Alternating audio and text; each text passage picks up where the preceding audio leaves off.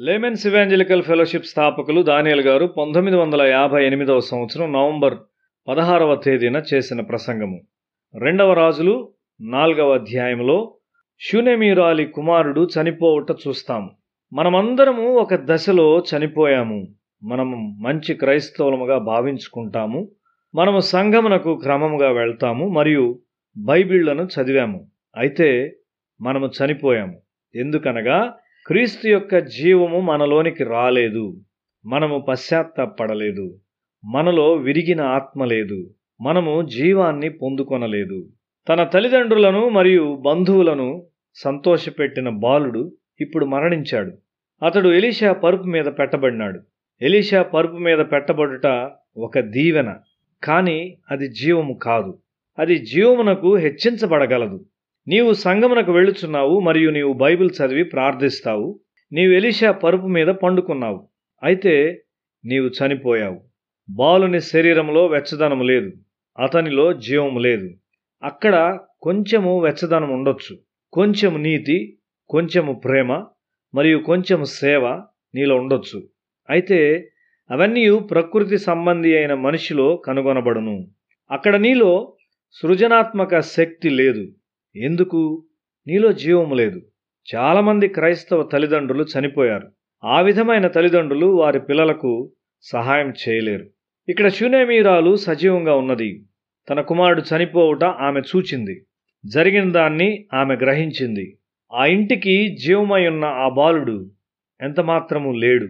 అతడు ఇంటి బయట పెట్టుటకు తగినవానిగా ఉన్నాడు. అతడు సమాధి చేయబడవలసి ఉన్నాడు. మన జీవితాలు క్రీస్తు లేకుండా భూమిలో పాతిపెట్టుటకు మాత్రమే తగినవై ఉన్నవి. షూనేమీరాలు ఎలీషా యొద్దకు త్వరగా వెళ్ళింది. ఎందుకు? ఆమె తన ఇంటిలో ఏం జరిగిందో గుర్తించగలిగింది. నీ ఇంటిలో ఏమి జరుగుచున్నదో నీవు గుర్తించావా? ఆమె ఎక్కడకు వెళ్ళుచున్నది?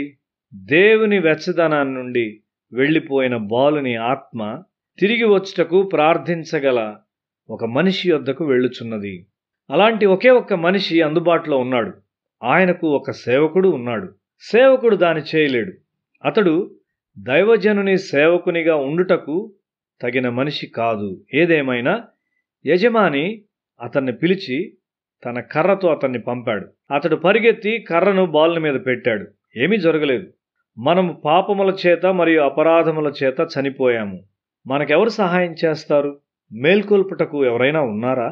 ఇక్కడ ఒక దైవజనుని యొక్క యోగ్యతను గుర్తించిన ఒక కుటుంబం ఉన్నది. వారు ఆయనను తమ గృహములో ఉండుటను కోరుకున్నారు. దైవజనుడు వచ్చుట వారిలో విశ్వాసమును సృష్టించింది. దేవుని మనస్సు నెరిగిన ఎలీషా ఆమె ఒకనాడు కుమారుని కలిగి ఉండునని చెప్పాడు. బాలుడు జన్మించినప్పుడు ఆ ఇంటికి ఆనందం వచ్చింది. విశ్వాసము ఆ విధమైన ఆనందమును సృష్టించింది.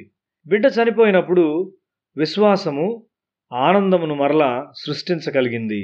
మనము అపరాధములతో చచ్చిన వారమైనను విశ్వాసము ద్వారా సజీవులముగా ఉండగలము. ఎలీషా వచ్చాడు. అతడు ఎక్కడి నుండి వచ్చాడు? కర్మేల్ పర్వతాన్ని నుండి వచ్చాడు. అతడు అక్కడ ఎవరితో ఉన్నాడు? అతడేమి చేయుచున్నాడు? అతడు దేవునితో సహవాసం కలిగి ఉన్నాడు. సంపూర్ణ జీవంతో ఉన్నాడు. ప్రకృతి సంబంధమైన జీవము కాదు గాని దేవుని యొక్క జీవము. మరణమును గూర్చి వినినప్పుడు అతడు పురికొల్పబడ్డాడు. నేను వెళ్ళుదును, నా దేవుడు నాతో వచ్చును అని అతడు చెప్పాడు. దేవుని పిల్లలు అలాంటి వారు. నీవు దేవుని వాక్యమును విన్నట్లయితే పరిశుద్ధాత్ముడు నీకు సహాయం చేయును. ఎలీషా బాలుని యొక్క ఆత్మను తిరిగి తెచ్చాడు. క్రీస్తు నీ ఆత్మను సజీవమైనదిగా చేయును. నీవు మరలా పాపమునకు ఎన్నడూ వెళ్ళవు. బాలుడు పరుపు నుండి లేపబడి తన తల్లి చేతుల్లో ఉన్నాడు. మనము కూడా అలాగే ఉంటాము. నీవు సజీవుడవుగా ఉన్నట్లయితే నీవు దేవుని పనిలో అభిలాష కలిగి ఉంటావు. నీవు చురుగ్గా ఉండి దేవుని కొరకు ఏదైనా చేయగోరుచుంటావు.